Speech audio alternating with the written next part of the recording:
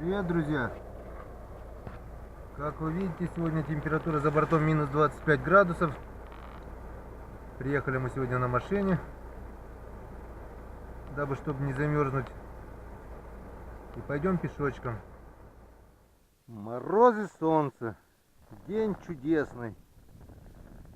Но я бы его чудесным не назвал. При температуре минус 25 и сильном северном ветре чудесного здесь, поверьте, мало. Проверка сегодня, скорее всего, отменяется, потому что невозможно. Мерзнет лицо, мерзнут руки, замерзает на ходу все, что можно. Вот. Но я проверю сегодня вот эту палку, работающую свою, потому что я приготовил продольник. Поставлю его. Так, друзья, хочу еще показать, как сделать так, чтобы продольник, ну или перемет, там кто как его называет, не скручивался. Вот, для этого у меня вот такой вот вертлюжок,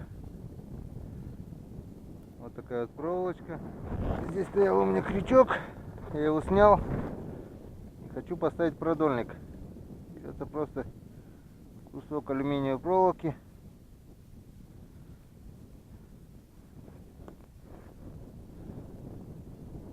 И завязывается. Все. Вот, помощь мне пассатижи взять.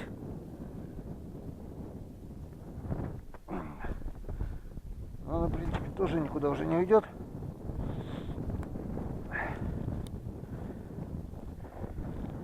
Все готово. Теперь сюда цепляем продольник. И сколько бы его ни крутил, он будет крутиться. Снять, поднять, поменять, пожалуйста. Карабинчик, щелк-щелк и все. Не надо будет вязать леску. Некоторые отрывают по нескольку раз. Теперь я здесь насажу продольник. Отпущу его, и он уже не закрутится, у меня будет крутиться вокруг вертлюжка. Вот такая интересная вот штучка. Рубчик окоченеет сразу, во. Не спасает ничего. Поводок у меня тоже, он на продольнике сделан на 2 узла. Как бы он у меня тоже крутится вокруг своей оси. Так что возможность закручивания минимальная. Леска 0,9, можно единичку. Опа, опа. Он что делается? Мальки к ведру примерзают махом.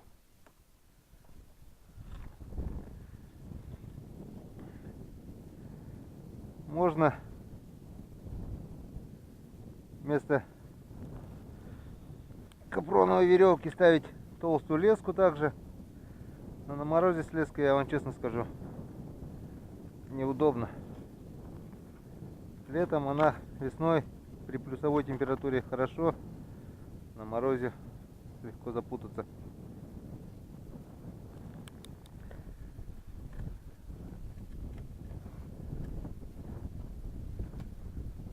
Не было бы ветра, эти минус 25, и ничего страшного, но с ветром, я вам скажу, друзья, невозможно. Я ловил и в 33, и в 35. Без ветра это возможно. С ветром только сидеть в палатке с примусом и рыбачить на удочку. Вот это еще куда мне шло. Но то, что я хотел, запланировал, я это сделал. Притом я еще сегодня сделал доброе дело, наломал веток, отметил свою дорогу, чтобы дальше ездить на снегоходе.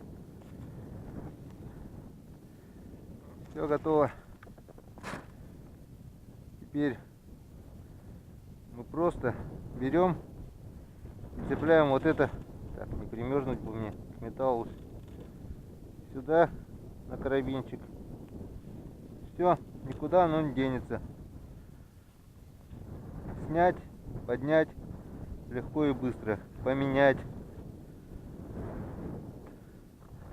Такая вот полезная штучка. Может, кому-то пригодится. Раньше одинарные крючки я просто вяжу к палке, к леске. А если ставлю продольник или перемет, кто как его называет, лучше использовать вот такой карабинчик с вертлюжком. Все.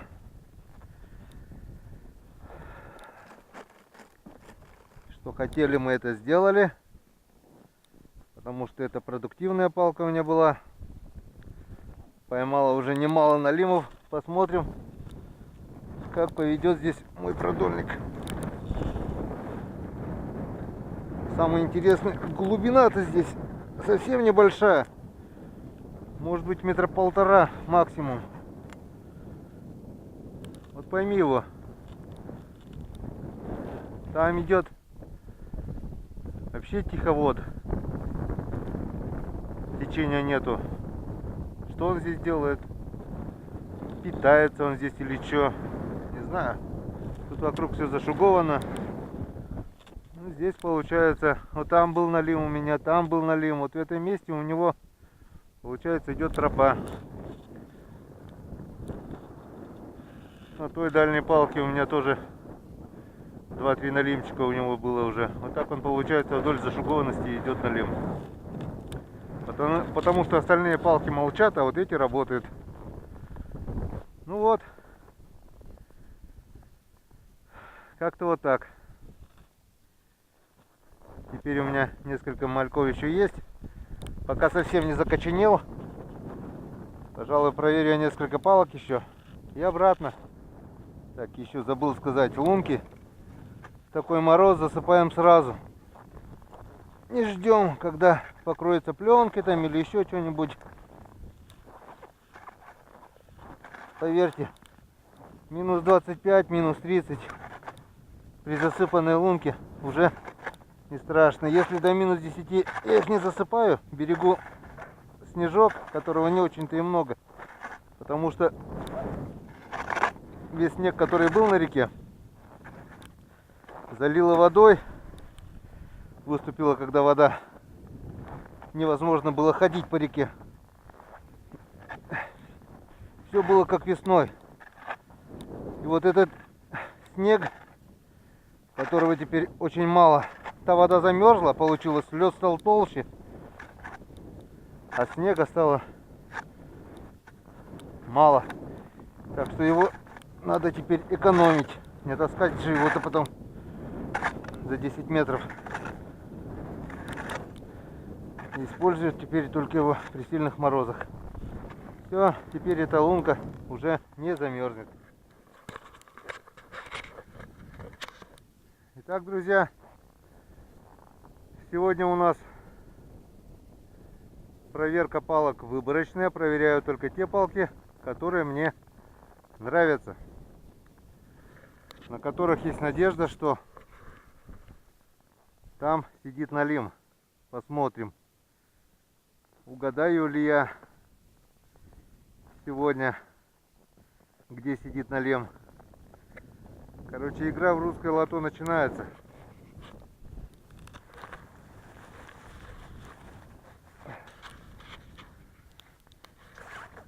Кстати, насчет русского лото, покупал я билетики. Миллиарда я не выиграл. Не то что миллиарда, я даже 100 рублей своих не выиграл. Ни второй, ни третий, ни пятый билет. Все оказались проигрышными. Так что лохотрон, не лототрон, а лохотрон на государственном уровне. Государство не обманешь.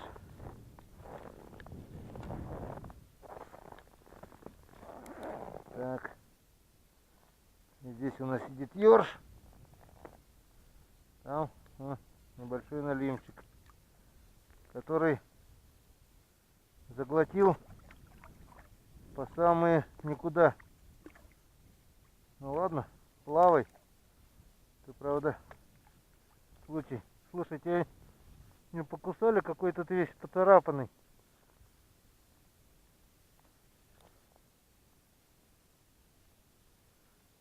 Такое ощущение, что его уже, вон, кто-то пытался слопать.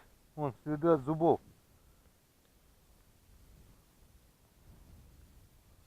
Точно вон. Кто-то его пытался съесть, но выпустил обратно. Ну ладно, поплавай еще. Он ёрш здоровый, еще здоровее налим. А налим пытался съесть не ерша, а того налимчика. Пожевал, выплюнул обратно, но он еще живой. Так что все оставляем как было, в надежде, что его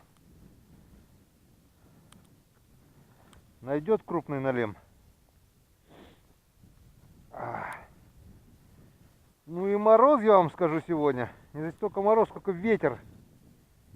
Сильный северный ветер. Север у нас там. Наша Печора течет на север. Так что налим весь идет к нам с севера.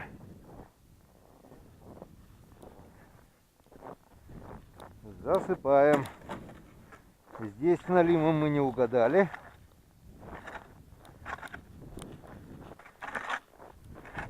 Сейчас пойдем искать, где мы. Кстати, на этой палке тоже пару раз налимчик попадал уже. То, что я и выбрал именно эту палку. Сейчас, пожалуй, я проверю те продольники, которые, ну не продольники, а крючки, которые стоят на мелкоте. Все, я жду щуку.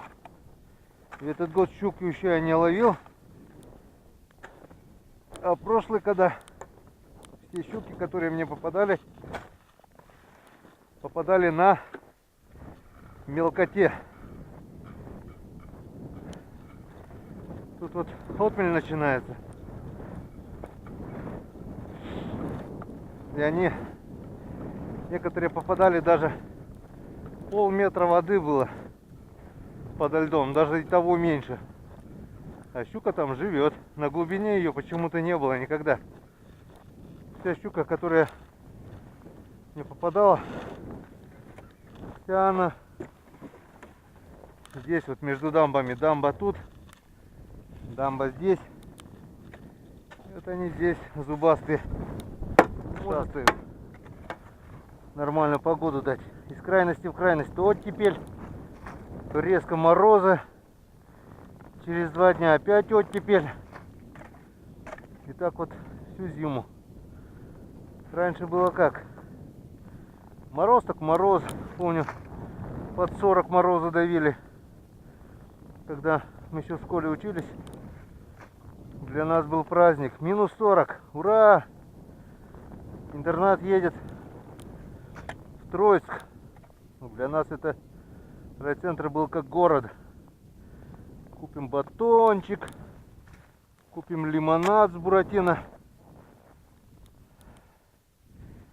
Вкуснее, мне кажется, ничего не было. Так что для нас минус 40-42 было праздником. И держалось неделю. А теперь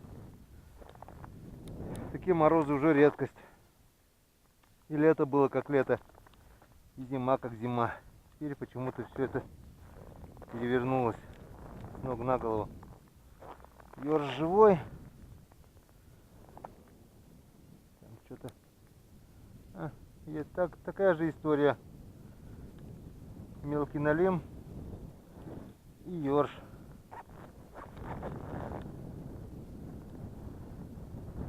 Мы их обоих оставляем. Ну, вали.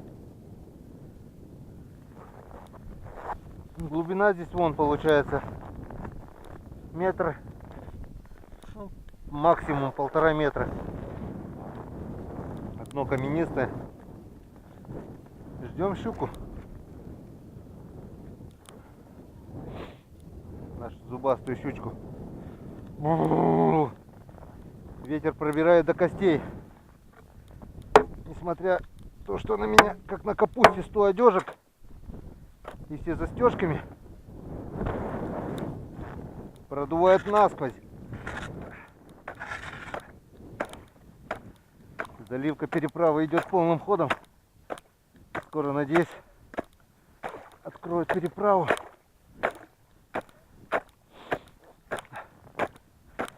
У нас 4 населенных пункта так и остаются безвыездными. Время уже середина января.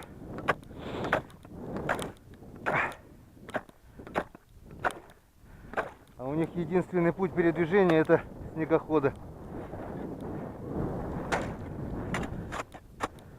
которые обходятся в копеечку, чтобы выехать в райцентр. Вот. Еще одна палочка. Самая мелкая. Глубина здесь у нас, вон, получается, метр где-то, наверное, может больше. Здесь у нас маленький налимчик. А тут кто?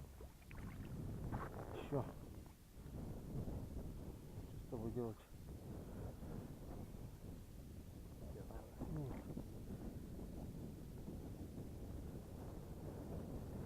И отпустим. Плавай, друг.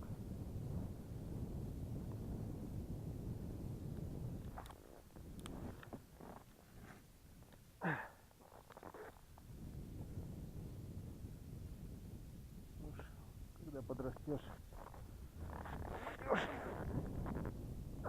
хотя бы килограмм на 5 подрастет. Течение здесь вообще нет.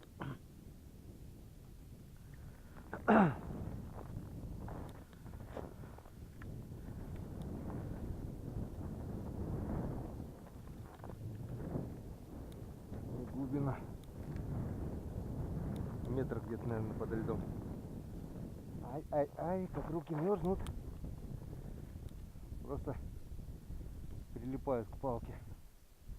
Он даже снег не тает на руке.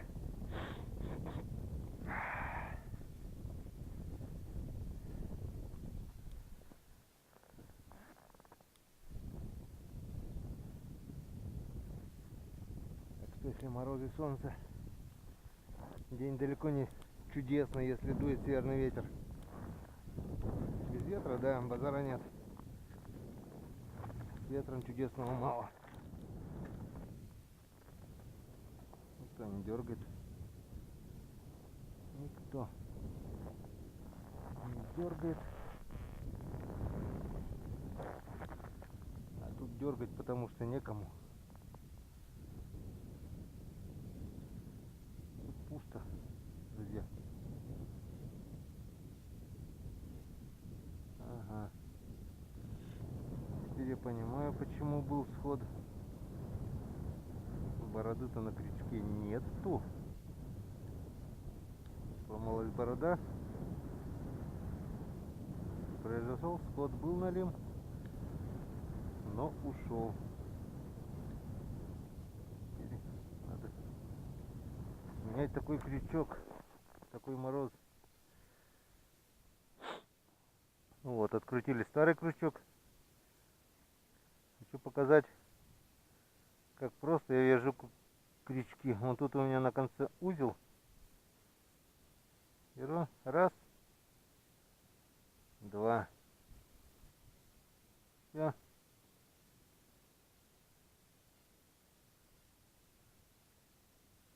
Крючок готов.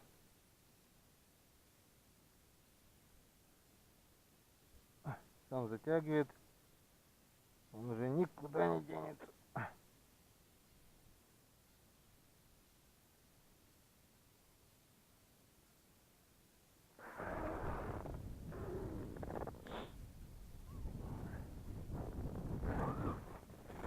Так, что у нас тут живцов осталось покрупнее.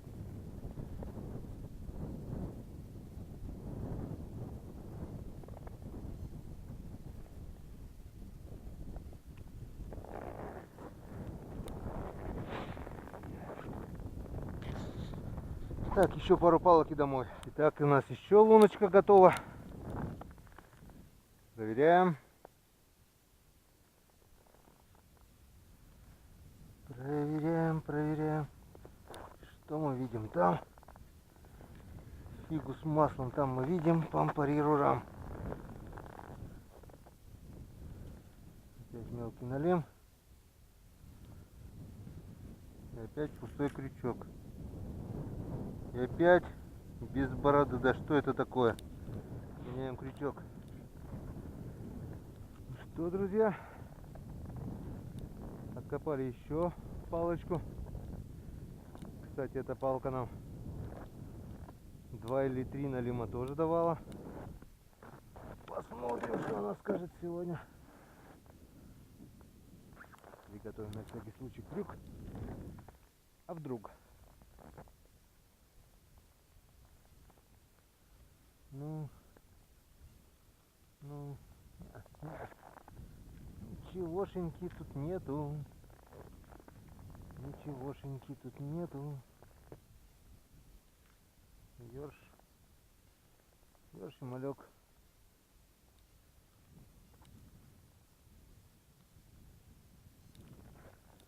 Вот такая вот сегодня грустная проверка.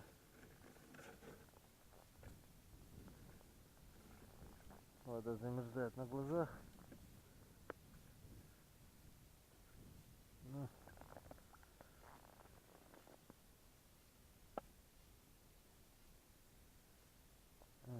Крючок тоже.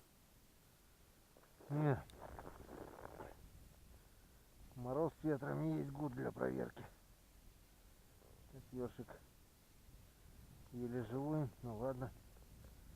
Пусть пока поболтается. Может быть, кто и найдет его.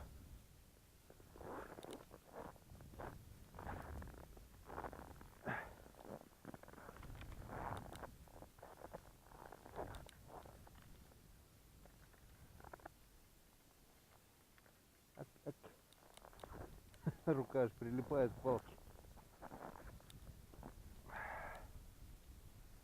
Красотень. Какой веселый день. Морозный, правда. Ну ничего страшного, зима же на улице. Греться будем летом. На картофельных полях с окучником.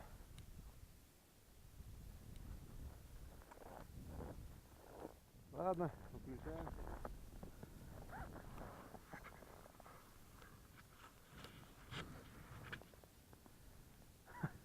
Ну что, друзья, проверка становится просто дальнейшая невозможной. У меня аж челюсть перестает говорить. Ветер все сильнее и сильнее, а ветер с морозом это не есть гуд. Все коченеет, ручки, ножки замерзли. Проверяем вот еще эту палку и домой. Хватит. Оставим до лучших времен. Ничего с ними не будет. А налим, что уснет, скормим собакам. Ну что, палочка, дай нам налимчика. А то сегодняшняя игра в русское лото окажется проигрышной.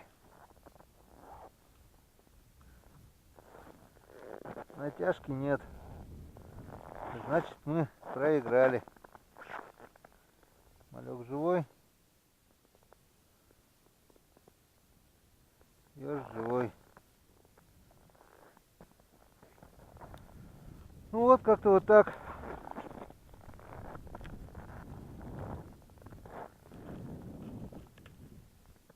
Сегодня без налимов. Идем домой с пустым ведром. Ну ничего. Будет и на нашей улице праздник.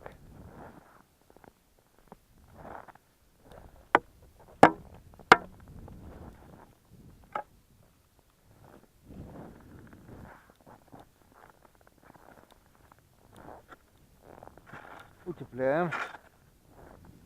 Иначе будет неплохая физзарядка у нас с такими морозами. Это хорошо, когда метель за тебя все это делает. Когда метели нет, лучше не полениться и утеплить луночку.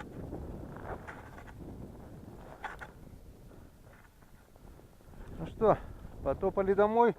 Вот такая вот сегодня получилась грустная проверка. Домой сегодня иду пустой, без налимов. Одно радует. Сегодня я сделал то, что хотел давно сделать. Это вот это веточки, палочки, которые теперь мне будут указывать, где находится моя тропа.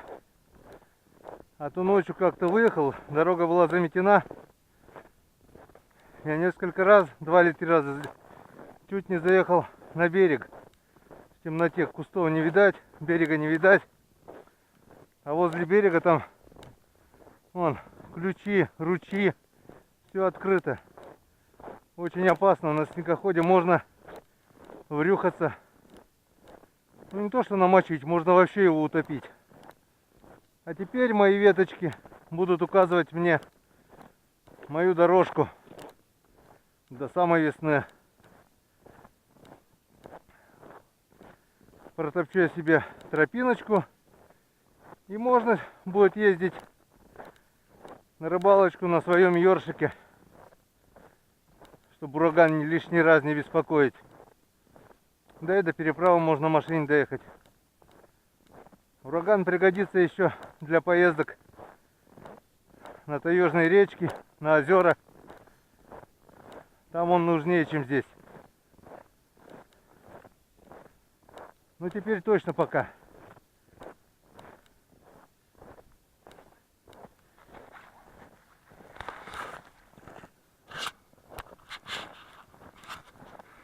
С вами был я, Коми-рыбак. У меня аж челюсть замерзла, говорить не может. И у нас, оказывается, морозы бывают. Все, до встречи на канале.